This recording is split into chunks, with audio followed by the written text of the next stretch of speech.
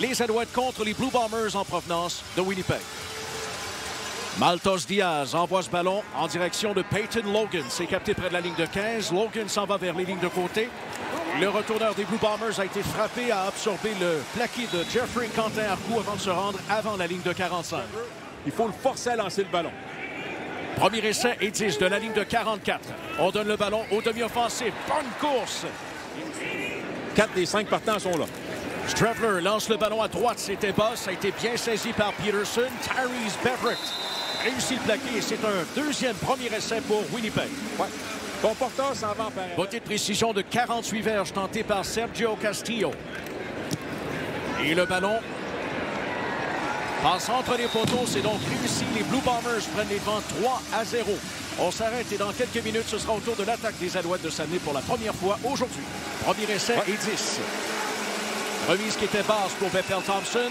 Il évite le sac. On revient vers lui. Complète une passe vers Stevie Scott.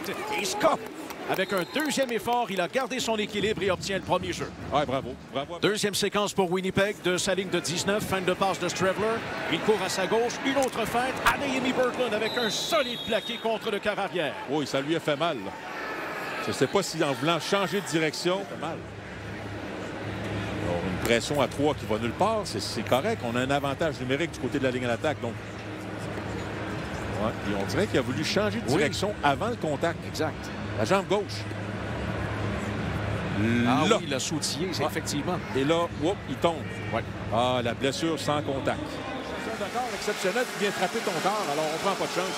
Ça décision. Bethel Thompson qui est victime d'une interception. Tony Jones avec le larcin. Les Blue Bombers vont se retrouver en excellente position. Après ça, on lance le ballon. Alors, il est à la droite de l'écran. Il est sorti de la boîte. C'est Carey Wilson qui joue secondaire intérieur. C'est comme s'il jouait secondaire extérieur, ailier défensif. Joue 50-50, les pas chassés. Regarde ce qui se passe autour de lui, mais il garde les yeux sur le carrière. Et quel synchronisme. Alors, très athlétique comme jeu. Coupe la ligne de passe. On voulait rejoindre Tyson. 8 verges à obtenir. Terry Wilson recule un peu. Le quart arrière lance à sa droite. Le receveur est bien démarqué. C'est un premier jeu qui est obtenu. Alors, ballon qui a été saisi par Jerry. 22 verges ont été obtenues par Stearns. Il a plus de 500 verges par la voie des airs cette saison. Premier essai de la ligne de 15. Wilson lance et capte à la porte des buts et le plaqué est fait. Alors, Ciante Evans qui arrête Stearns. Premier essai et les buts. Ah, bien fait. On a même de la pression du côté des Alouettes. On a mal blitzé et on est à la porte des buts du côté des Bombers. Premier essai et les buts de la ligne de 3. Wilson lance et c'est intercepté dans la zone de but par Marc-Antoine Dequoy. Et le joueur des Alouettes qui a quitté la zone de but. Alors, le ballon sera placé à la noire à Montréal. Il avait bloqué un botté de dégagement et récupéré le ballon pour le retourner dans la zone de but et ainsi inscrire le toucher. Alors, voilà que le maraudeur donne le ballon à son attaque à la ligne de centre. Et souviens-toi, après ça, il y avait eu sac du quart. Il y avait eu passe rabattue dans la zone de but. Il avait connu son meilleur match, en tout cas sa meilleure première demi. Alors, couverture homme à homme, mais passe complètement ratée. Deuxième séquence des Blue Bombers qui commence dans le territoire adverse à la ligne de 43 cette fois. Fin de remise au porteur. Pression à l'endroit de Wilson et c'est un sac réussi. Alors, les Alouettes se sont amenés rapidement et Sean Oakman obtient ce sac. Un sixième. Là, on dit non, c'est assez. Là. On amène un blitz au haut de l'écran. Tyrese Beverett qui va arriver en blitz, va se débarrasser du porteur de ballon. Et Oakman qui bat des joueurs de ligne à l'intérieur. Donc, pris dans l'étau. Oakman, Beverett. La bonne nouvelle, c'est qu'il y a Bethel Thompson reçoit le ballon. Le quart le lance en milieu de terrain et c'est capté. Austin Mack obtient ce ballon et c'est un premier essai pour les Alouettes. Le ballon qui est maintenant à la ligne de 18. Course qui est faite par Scott. Et Scott qui travaille fort pour atteindre la ligne de 24. Alors, les receveurs en mouvement. Autre course. Et Scott est frappé à la ligne de 30. C'est toutefois le quart qui est seul derrière la ligne. Bethel Thompson lance et c'est capté par Tyson Philpott. Un premier essai obtenu au 41. 6 verges. Ouais, on y non. Une vingtaine de secondes à faire à ce premier quart.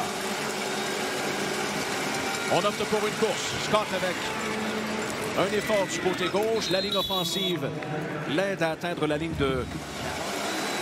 Deuxième essai du 48, possiblement le dernier jeu de ce premier quart.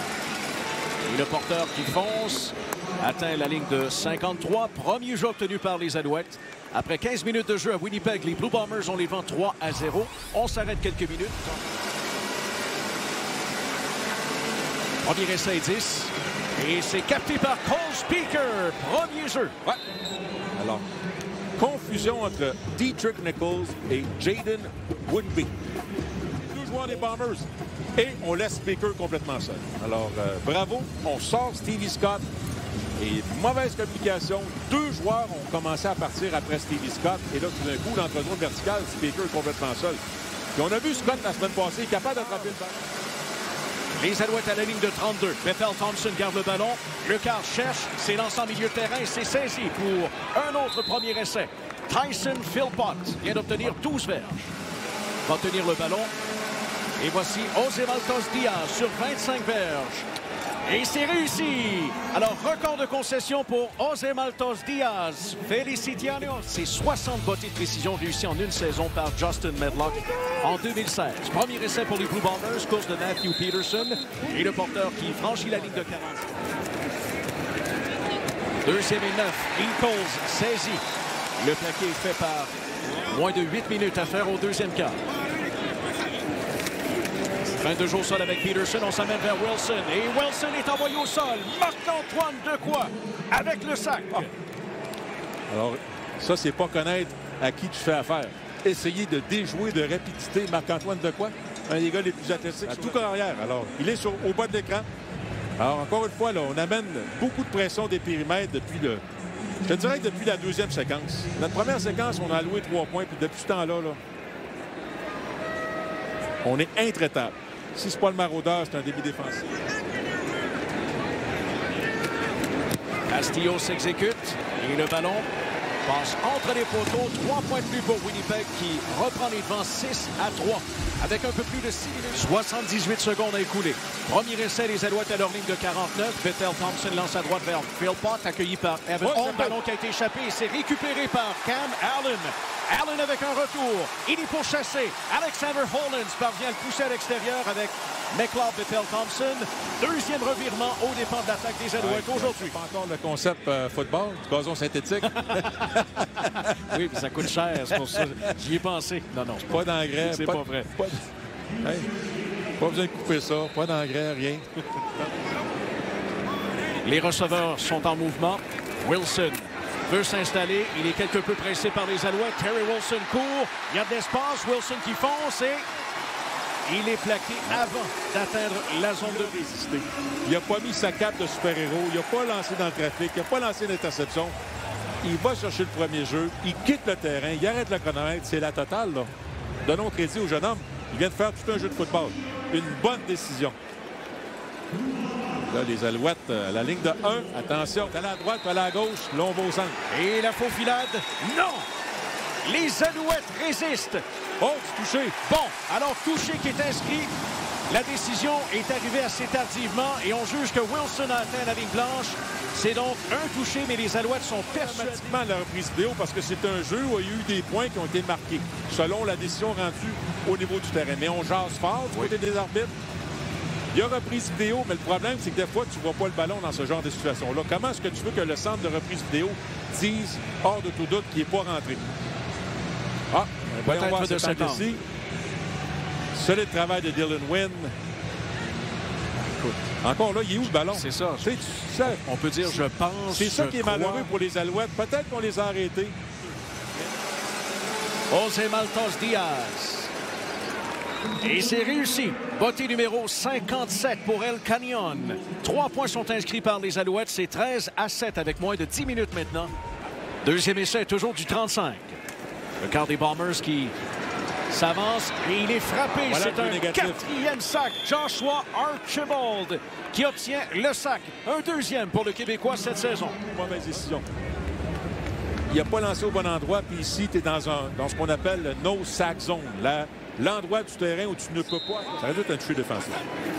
Du 37, premier essai. Peterson s'en va à gauche. Il court bien. Belle rapidité. Premier jeu obtenu par Matthew Peterson. L'une de ses très bonnes courses aujourd'hui. Ouais, là, il a l'air de boiter. Il a l'air de favoriser une jambe. Je ne sais pas s'il a mal au genou droit, à la cheville droite. Mais là, il s'est fait bousculer solidement par Gabe Wallace. Et Gabe Wallace, On va dire de quoi les deux pieds dans le ciment quand même temps. Deuxième essai à reprendre, 15 verges à gagner. Wilson, pressé par les Alouettes. Le ballon est capté par Peterson. Peterson rejoint. Le ballon échappé et c'est récupéré par les Alouettes. Voilà, c'est confirmé. Revirement.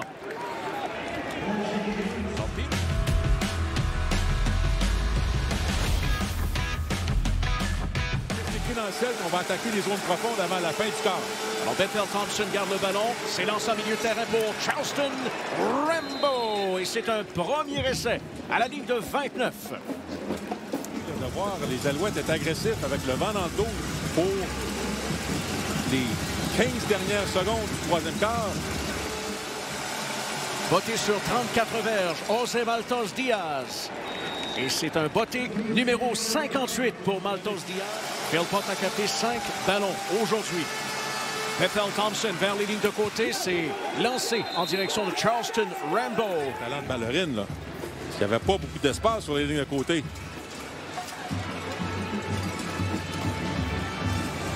Bravo, quel jeu de pied. Wow. Ouais. 6 en 15. Bethel Thompson recule, on s'amène vers lui, le quart est envoyé au sol et c'est un sac pour les Blue Bombers. Il est réussi par le jeune Kyron Jenkins. Un premier pour lui dans la Ligue canadienne. Ouais. De l'écran. Numéro 52 va se faire contourner.